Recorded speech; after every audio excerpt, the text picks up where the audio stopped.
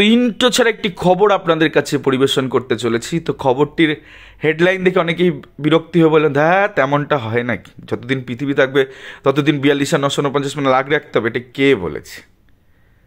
অতিরঞ্জিত খবর না, অতিরঞ্জিত নয়, এমনটা মহামান্য হাইকোর্টের অর্ডার রয়েছে। আপনাদের দেখাবো কোন মামলার সাপেক্ষে এই ধরনের অর্ডার আছে এবং কেন 42,949 প্যানেল আগলে রাখতে যতদিন পৃথিবীর অস্তিত্ব থাকবে প্রাথমিক শিক্ষা পর্ষদকে, সেটা আপনাদের দেখাবো। ধান্দাবাজদের সঙ্গ দিলেই কিন্তু পুরোটা শেষ। কেন বলছি এই কথা? সম্প্রতি আপনারা জানেন যে 2016 সালের যে 26,000 শিক্ষক অশিক্ষক এবং কর্মচারীদের নিয়োগের ক্ষেত্রে স্কুল সার্ভিস কমিশনের যে নিয়োগের ক্ষেত্রে এত প্যানেল এত কিছু সামনে আসার পর recommendation list, additional link, rank jumping, একাধিক তালিকার পর তালিকার সামনে আসার পরেও কিন্তু এসএসসি ম্যাটারে সুপ্রিম কোর্ট কিন্তু কোথাও গিয়ে এখনও একটা চূড়ান্ত সিদ্ধান্তে আসতে পারছে না কি করবে। তো এত বড় একটা ঘোলা জলের ব্যাপার, এত কিছু সামনে থাকা সত্ত্বেও 17 দফা জাস্টিস দেবাংশু বসাক স্যারের ডিভিশনের 17 দফা দুর্নীতি বা বেনিয়মের অভিযোগে এসএসসি ম্যাটার আজকে সুপ্রিম কোর্টে এরকম একটা মানে ডুবছে আর উঠছে সেই ঘটনা। তো 42,949 প্যানেল যেখানে রাতের অন্ধকারে প্যানেল না দিয়ে SMS-এর ভিত্তিতে নিয়োগ করা হচ্ছে, ইমেলের ভিত্তিতে নিয়োগ করা হচ্ছে, সেখানে তো প্রায় 47 দফার উপরে ঘটনা আছে। যাক, মূল বিষয় আমরা ফিরে আসি। তো আপনাদের মনে থাকবে 28/11/2022 থেকে, এটা ঐতিহাসিক তারিখ, যে তারিখে 2016 সালে 42,949 যে প্রাথমিক শিক্ষক নিয়োগ হয়েছিল তার তালিকা প্রায় নাই করে 6 বছর পরে গিয়ে আটকাতে পারেনি। এই ধান্দাবাজগুলো তখন আটকাতে পারেনি, তাদের তো তখন অত কিছু মাথায় চাপই ছিল না, ধান্দাবাজগুলো তার পরে উৎপত্তি হয়েছে। তো সেই ধান্দাবাজদের মুখে চুনকালি মাখিয়ে 28/11/2022 তারিখে যোগ্য বঞ্চিতরা মোটামুটি মহামান্য হাইকোর্টের থেকে এরকম একটা অর্ডার নিয়ে আসে এবং যে অর্ডারে বলে বলিয়ান হয়ে দুটো রিক্রুটমেন্ট 14 থেকে নিয়োগ হয় 2016 এবং 2020 সালের প্রায় 60,000 শিক্ষক, একটা 42,950, একটা 16,500 ব্রেকআপ অফ তালিকা, ব্রেকআপ অফ স্কোর কিন্তু প্রকাশ করতে বাধ্য হয় প্রাথমিক শিক্ষা পর্ষদ। ঠিক তার আগের একটা ফেজের ঘটনা জাস্টিস গাঙ্গুলি ঘরে হয়েছিল। আর regarding the disclosure of the breakup marks of the empanel candidate of the recruitment process initiated 2016 and also in 2020, Mr. Gupta Lanet, senior advocate, মানে লক্ষ্মীকান্ত স্যারের কথা বলছে, for the board prayers for 2 days time to intimate the court as to how long it will take for uploading the same in the website for the board. ভয়ে এটা করে দিয়েছে 28/11/2022 তারিখে। লোকে বলে বাঘ ছাগল নাকি এক ঘাটের জল খায় না, বাট জাস্টিস গাঙ্গুলি ভাই বাঘ ছাগল এক ঘাটের জল খেয়েছে, দেখতেই পাচ্ছেন তার নমুনা। দুটো রিক্রুটমেন্টের প্রসেসে একবারে গিয়ে একটা ব্রেকআপ তালিকা প্রকাশ করতে বাধ্য হচ্ছে প্রাথমিক ওয়েবসাইট, মানে প্রাথমিক শিক্ষা পর্ষদের অফিসিয়াল ওয়েবসাইট, এবং সেটা পাবলিক ডোমেনে আছে এবং কে কোথায় নিয়োগ পেয়েছে সমস্তটা আছে, যদি এর বাইরে এখনও বহু লোক আছে এমন যারা লিস্টে নিয়ে কিন্তু চাকরি করছে। আর তো দেখুন এই ঘটনাটা, মানে এটা তো একবার ভাবুন, 2016 সালে রিক্রুটমেন্ট প্রসেস, 17 সালে যার প্যানেল, তখন তার প্যানেল কিছু বেরোয়নি, এত বছর পরে গিয়ে একটা ব্রেকআপ তালিকা দিচ্ছে এবং সেখানেও যে পরিমাণ দুর্নীতি বেনিয়ম অনিয়ম ধরা পড়েছে, তাতে করে প্রাথমিক শিক্ষা পর্ষদ কার্যত হুমড়ি খেয়ে পড়েছে। কাট অফের পর কাট অফ মামলা হাজারে মহামান্য হাইকোর্টে জমা রয়েছে। একটা মামলাতে আপনারা জানেন যে আজমাইল শেখের অর্ডারে জাস্টিস হরিশ টন্ডন স্যার সেক্ষেত্রে অর্ডারও দিয়েছে এবং সেক্ষেত্রে তিনি জয়েনও করেছেন। তো এমন ঘটনাগুলো তো পরপর আছে, কিন্তু এই কথাগুলো কেন বলছি তার কারণ হচ্ছে এই ব্রেকআপের ঘটনাটা জানেন, কিন্তু আগের ঘটনাটা আপনাদের একটু বলি, তাহলে বিষয়টা দুধ কাদুধ পানি কাপুনি হয়ে যাবে। মহামান্য হাইকোর্টের কাছে প্যানেল জমা পড়েছে, ডিস্ট্রিক্ট ওয়াইজ প্যানেল হাইকোর্টের কাছে প্যানেল জমা পড়েছে। মিথ্যা মনে হচ্ছে, চলুন সত্যটা দেখিনি, পড়ে নি 2 line. The West Bengal board of primary education has produce, অর্থাৎ যে প্যানেল জাস্টিস অমৃতা সিনহা চাইছিলেন পাননি, জাস্টিস গাঙ্গুলি চেয়ে পেয়েছিলেন, কারণ ভয়ে। Some files stating that the panels are contained in those files, অর্থাৎ 2016 সালের প্যানেল মহামান্য হাইকোর্টের কাছে জমা পড়েছে, প্রডিউস হয়েছে।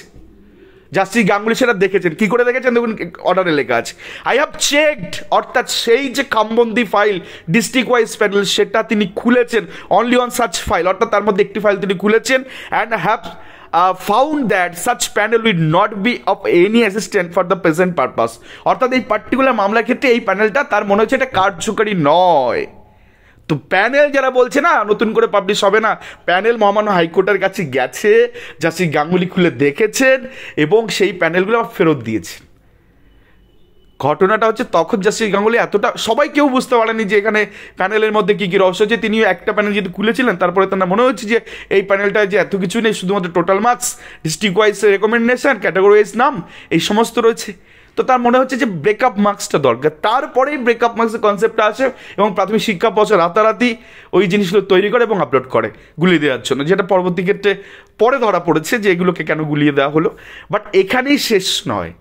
আমি বলছি না, একটা কথা বলি, যতদিন পৃথিবীর অস্তিত্ব থাকবে, প্রাণের অস্তিত্ব থাকবে, ততদিন প্রাথমিক শিক্ষা পর্ষদকে এই 42,949 মিনিট আগলে রাখতে হবে। কেন বলছি এই কথা? তার কারণ হচ্ছে জাস্টিস গাঙ্গুলির এই অর্ডারের পরের অংশ আপনাদের নিয়ে যাব, তো দেখুন কি বলা আছে, মুক্তর মতন কতগুলো অক্ষর লেখা আছে।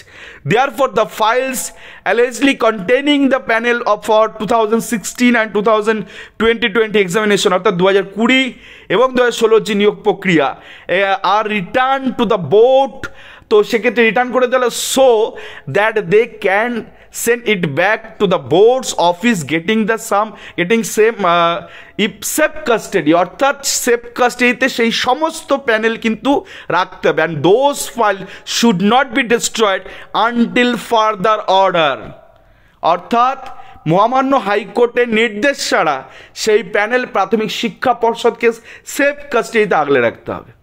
তো হলো কি না, জাস্টিস গাঙ্গুলি অবশ্যই নিয়েছেন, এই অর্ডার কে মডিফিকেশন করবে? কেউ নেই।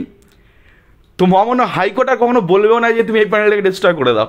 তো লাইফ টাইম, একদম যতদিন প্রাণের অস্তিত্ব থাকবে, প্রাথমিক শিক্ষা পর্ষদকে এই 42,949 প্যানেল এবং 16,500 প্যানেলকে সেফ কাস্টাডিতে রেখে আগলে রাখতে হবে। এবং নিচে কার সিগনেচার রয়েছে? Justice Abhijit Ganguly sir. তো এত একটা কাজ তিনি করে গেছে, যে প্যানেল অলরেডি প্রাথমিক শিক্ষা পর্ষদের কাছে আছে এবং একাধিক মামলাতে যখন পুনরায় আবার এরকম আসবে যে এরা কেন দেখাচ্ছিল, এক দফায় যখন দেখিয়েছে তখন দ্বিতীয় দফায় দেখাতে তো অসুবিধার কথা নয়। এতটা জ্বলছে কেন? তার কারণ পরবর্তী ক্ষেত্রে ব্রেকআপ তালিকা বা কাট অফ তালিকার পর অনেক কিছু পরিষ্কার হয়েছে। সেগ্রিগেশন চাইছে না, তখন সেগ্রিগেশন আজকেই করে দিচ্ছে।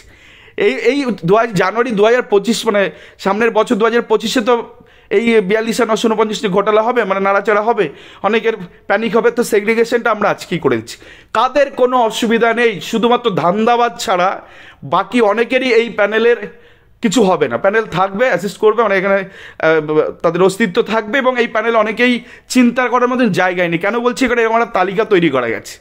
তো দেখুন, প্রথমে আসি, প্রথমে যদি আপনারা দেখেন যে ট্রেন্ড, এই প্যানেলে ট্রেন্ড নন ট্রেন্ড হচ্ছে, তো ট্রেন্ডের এখানে ভয়ের কোনো জায়গা নেই। সেকেন্ড হচ্ছে non exempted ex serviceman para teacher, সেক্ষেত্রে এক্সামটেড এক্স সার্ভিসম্যান প্যারা টিচারের কোনো জায়গায় কোনো ভয় নেই।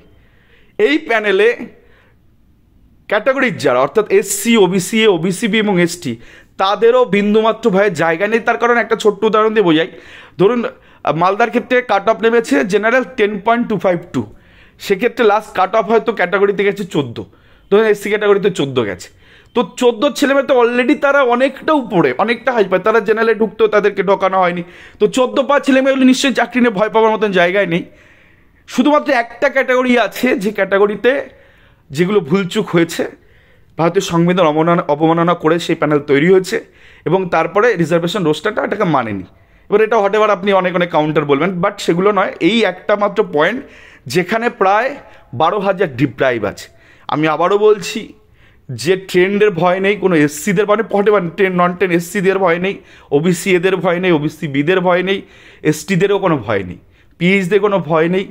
এবং তার পাশাপাশি যে সেই সমস্ত এক্সামটেড এক্স সার্ভিস এবং প্যারাটিচার, তাদেরও কিন্তু কোনো ভয়ের জায়গা নেই এই প্যানেলে।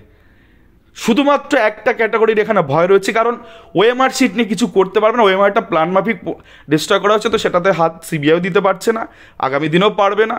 এবং মহামান্য হাইকোর্ট কিছু এভিডেন্স না পেলে কী করবে? তো ওএমআর শিট থেকে কিছু হবে না। যে অ্যাপটিউড টেস্টে গল্প আছে, সেটাও যেহেতু গেজেটে কিছু আলাদা ভাবে কিছু লেখা নেই বা এর কোনো আলাদা প্রিন্সিপাল রুল কিছু নেই, তো সেটাকেও প্রিভেন্ট করা সম্ভব।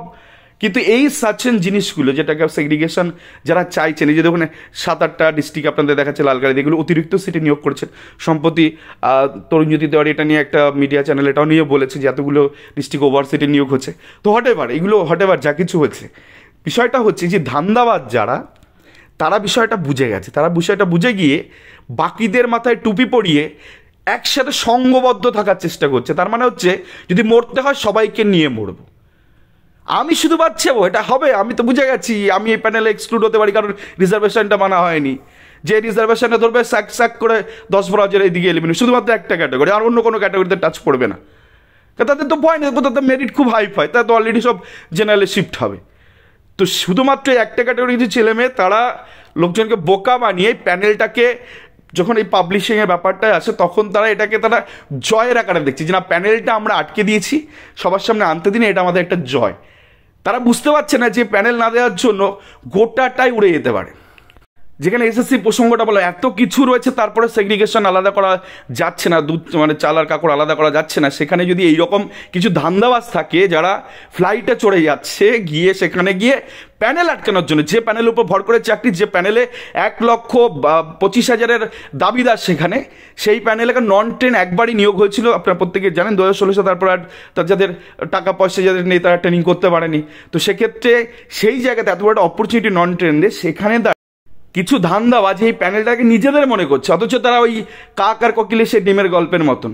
ঠিক আছে, তো ব্যাপারটা হচ্ছে তারা জানেও না তারা ওখানে এক্সক্লুড কী করে হবে, কারণ পড়াশোনা তো এটা নিয়ে তারা করবে না, পড়াশোনা এটা নিয়ে করবে না, এটা নিয়ে চর্চা করবে না, শুধুমাত্র যা আমাদের আটকাতে হবে, আমাদের এক ঐক্যবদ্ধ থাকতে হবে, ভেঙে গেলে মুশকিল। বাট একদম পরিষ্কার বলছি, এখানে যেটা ঘটনা সেটা হচ্ছে অনেকগুলো ক্যাটাগরি যেগুলো আমি বললাম, তাদের বিন্দুমাত্র ভয়ের জায়গা নেই, তারা ইজিলি এই প্যানেলে তারা এক্সিস্ট করবে।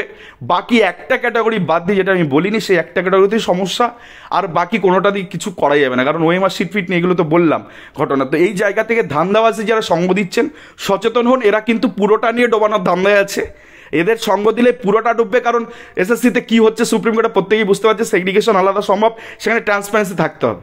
আর এইভাবে দিনের পর দিন প্যানেল আটকানো মানে হচ্ছে কার্যত যে আমার ডাল মে কুচ কালায়, সুপ্রিম কোর্টের প্রধান বিচারপতি ডাল মে কুচ কালায় আর সব কুচই কালায়, কিন্তু দেখতে পাচ্ছে না, তাই তো দেখানোই হচ্ছে না প্যানেলের মধ্যে কি আছে। ডিস্ট্রিক্ট ওয়াইজ প্যানেল লাগবেই, এই 42,000 বা 32,000 যদি আলাদা করে সেগ্রিগেশন করতে হয়, কারণ রিজার্ভেশন পয়েন্ট আসবেই। কেউ 10 পেয়ে চাকরি করছেন, 20 পা ছেলেমেয়েগুলো এক্সক্লুড হয়ে গেছে, সেখানে তো কার্যত একবার মামলাটা উঠলেই এই জিনিসগুলো সামনে আসবে, এবং ভরি ভরি রয়েছে, উত্তরবঙ্গ থেকে শুরু করে অনেক জেলায় ভরি ভরিভাবে রয়েছে। তো যাই হোক, যেটা বিষয় সেটা হচ্ছে 2016 সালে যে পিটিএ রুলস, আরও একটা কথা বলি, এই রুলসে আপনারা জানেন, এই রুলসের ভিত্তি করে সম্প্রতি যে নিয়োগ হচ্ছে 2022, সেখানে প্যানেল বেরিয়েছে, অ্যাডিশনাল প্যানেল বেরিয়েছে। 2020 সালে যে রিক্রুটমেন্ট 2020 সালে, সেখানে গিয়ে 16,500 দিন প্যানেল কিন্তু একটা বের করা গেছিল, বাট এই 16,500 মানে 42 নসনমজ্জের ক্ষেত্রে প্যানেল কিন্তু হয়নি, অর্থাৎ একই রুলসে আলাদা আলাদা করা যায় না। তো আপনি একবার বলছেন নিয়ম নেই তাই আমি দেবো না, আবার এক্ষেত্রে নিয়ম নেই আবার আপনি দিয়ে দিচ্ছেন স্বচ্ছতার খাতিরে। তো স্বচ্ছতার খাতিরে এটাও পাবলিশ করতে হবে এবং পাবলিক ডোমেনে এটা আপনাকে দিতে হবে। আর যারা প্যানেল আটকানোর জন্য যাচ্ছে তারা ধরে নেবেন এটা যে তারা তাদের ডালমেকুচ কালা সত্যি তাদের মধ্যে আছে, নাহলে তারা প্যানেল আটকাবে কেন? একটা সুষ্ঠু প্যানেল, তার ভিত্তিতে নিয়োগ হয়েছে, চাকরি পেয়েছে, সেটা লোকে দেখুক। আর প্যানেলে যারা আছে শুধুমাত্র অধিকার তাদের নয়, 5% অ্যাডিশনাল প্যানেলে যারা আসবেন 42,000 তাদের অধিকার রয়েছে। দেন তার পরবর্তী ক্ষেত্রে যারা দিয়েছে তারা জানবে না, একটা জাস্টিস অমৃতা সিনহা ম্যাডাম তো এই কারণে বলেছেন যে প্যানেলটাকে পুনর্মূল্যায়নের দরকার আছে, কারণ ভালো নাম্বার পাচ্ছিলাম এগুলো বাইরে থেকে গেছে। তো সেই সমস্ত অর্ডারগুলোকে তো ওভারলুক করতে পারবে না ডিভিশন বেঞ্চ 32,000 ম্যাটার বা অন্য কোনো ম্যাটারের ক্ষেত্রে। তো এগুলো বরাবর এই জায়গায় থাকবে, কার্যত ধান্দাবাজদের কথায় কান না দিয়ে প্যানেল প্রকাশটা হতে দিন, দুধ কা দুধ পানি কা পানি হয়ে যাবে। আর একজন ভারতীয় নাগরিক হিসাবে আর্টিকেল 14 আর্টিকেল 17 এগুলো ধরে মানে 16 ধরে আপনাকে কিন্তু দিতে হবে, এখানে আরবিটারি ম্যানারে করতে পারবেন না, এগুলো হয় না। 8টা বছর মানুষের জীবন কেড়ে নিয়েছেন যারা এই প্যানেলে ফিট হতে পারতো, তাদের যন্ত্রণার মধ্যে ছুড়ে দিয়েছেন, তারা কিন্তু এত সহজে ছাড়বে না, যতদিন প্রাণ আছে তারা কিন্তু লড়বে এই প্যানেলের জন্য। এই ছিল আজকের আপডেট, ধন্যবাদ সকলকে, ভালো থাকবেন, সুস্থ থাকবেন।